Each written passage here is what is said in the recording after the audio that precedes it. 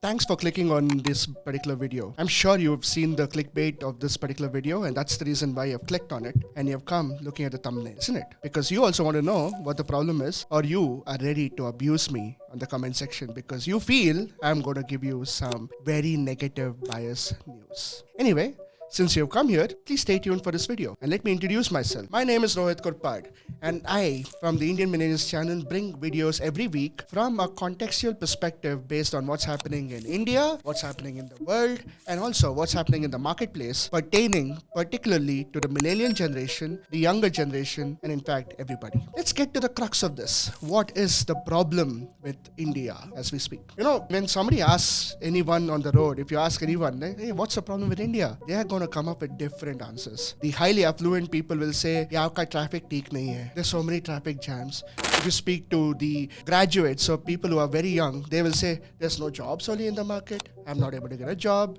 And if you speak to somebody who is from the lower strata of society, they will say the government is not giving us anything. They're not giving us any free services, free anything, free this, free that, blah, blah, blah. But the fact is that if you look at the country as a whole, there are few things that are very astonishing about India. Let me give you 3 facts. Number 1, let's look at the entire India's population. It's about 1.45 billion or 1.5 billion-ish. And let's look at the India's GDP, which is about 4.2 or maybe about, it's roughly around $4 trillion right now. The issue with India's economy is that top 5% of India contributes close to $1.2 trillion into the economy. Let me repeat myself. Top 5% of India gives $1.2 trillion in the economy. Now, if you look at the absolutes in terms of numbers, what is 5% of India? 5% of India is 5% of 1.45 billion people, which roughly comes up to close to 65 to 70 million people. Do you know which country has the population size of it? Yes, ladies and gentlemen, boys and girls. The entire country of United Kingdom has 66 million people, and that's the population of India's affluent class. No wonder there's a lot of people who are coming into India with different startup ideas, different businesses to target this section to drive consumption. But that's just 5% of India. What about the rest of the 95% of it? What are the economic challenges? But again, this video is not about just talking about economics or top 5% or top 1%. I'm here to just tell you about the entire problem with India. India is a very peculiar nation in one way, because in terms of whenever a country industrializes or whenever a country is developing, there are 3 factors that come into picture. Number 1, there is a society advancement in the way of thoughts and process and everything that you think about. The second thing is about more economic privilege means more spending. More spending means there's a certain amount of services that they look at or they look for.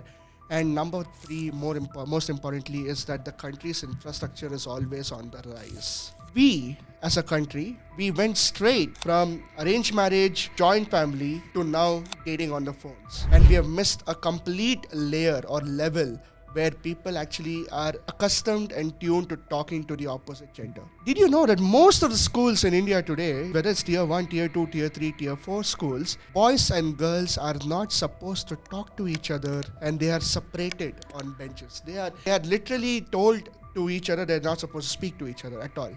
Because if you even speak to the person from the opposite gender, you are basically, reprimanded for it. You are punished for it. And this is not me speaking. People who are from tier 1 schools will say, no, this is not possible. I agree with you. But I'm talking about the majority of schools in India. This is the problem. And the same people grow up, they end up working in MNCs or some companies where they have to work with whom? They have to work with everybody. And they are not even tuned to how to speak to the opposite gender.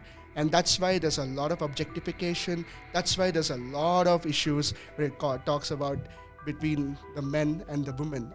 This issue is plain and simple. And from there, we actually went directly into dating online with dating apps. That is something which we missed the bus completely. Number 2, look at our highways today. We see that our highways are so great. I mean, if you look at Bangalore, Mysore, or even Mumbai, Pune, or Mumbai, Delhi, the highways are amazing. They are like truly world class. And for all practical purposes, they might even be better than most of the expressways that are observed or seen outside India. But do we have the similar civic traffic sense to follow the rules? Do we even follow lane discipline? Do we even follow traffic signals? We actually don't. Do we? Why? Because the rules are not strict. Probably traffic police is not so effective. That's all secondary. But do we have that in our society to follow rules? We don't. Well, I've said this so many times on my channel that Bangalore footpaths are now two-wheeler lanes, which is the reality. And from having such problems, instead of inculcating civic traffic sense, we have gone straight to building expressways. What is the entire, the relation to this? See the number of road accidents that are happening today on expressways. They're startling, and they're a reminder that's saying that you need to have civic sense first, then you need to build infrastructure. Let's look at the economics of it. Coming back to the favorite topic of economics. Every country goes from agriculture to then go to manufacturing and then go to services. We completely missed manufacturing and we went straight from agriculture to services. This is the prime reason why there's a huge shortage or there's a big unemployment problem in India, because manufacturing sectors have to also be present in a country to provide those jobs, to provide those existing people employment, so that doesn't become a bigger problem. Well, these are the three problems that I feel, and there are a lot more that we will discuss later. But I'll also tell you one thing. Since you might be a hardcore nationalist and you might be ready to spew a lot of, abuse towards me. But I'll also tell you something. There is also a flip side to it. A country that has gone from agriculture straight to services is also poised to improve on modern day infrastructure, modern day technologies. That's true, because in India, the number of deep tech startups that are coming out, the number of startups that are actually building solutions with new age technologies like blockchain, AI, 3D and 4D printing, sustainable environment and energy, climate tech, and all these companies are also coming up. So that means that we have not missed the bus on manufacturing, but in fact, we have caught another bus which will actually build much better solutions. Manufacturing need not mean just like China. We don't want to become the manufacturing hub anymore, but it'll be a great deal. But we need to manufacture high-end tools like iPhones, which is also happening. A lot of changes are happening for the good, but a lot of changes need to happen from a society perspective as well. Following simple civic sense, following simple waste management techniques will be better. You see a dustbin on the footpath and still we don't throw it in that. That's not a government problem. That's not a problem that has to be blamed on somebody else. You need to blame yourself for it. You go outside the country, you as an NRI, you go there, you love you are able to throw everything in a proper dustbin. You follow all the rules there. But when you come to India, you don't follow the same. And then you have the gall to complain saying India is dirty, India is this, India is that.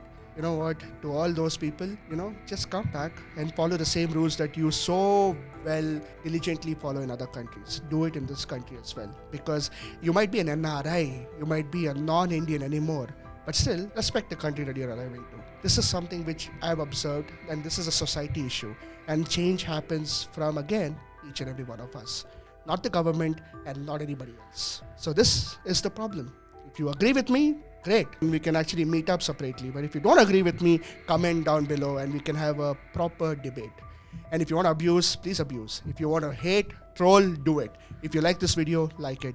But I also request you to humbly subscribe to my videos and please share this with anybody else who actually believes that this is the reality of our country. Thank you so much for watching this video until now. For more such videos, subscribe, hit the bell icon, like, share, and comment down below. Until next time, this is me, Rohit Kurpad, signing off, saying goodbye and Jai Hind.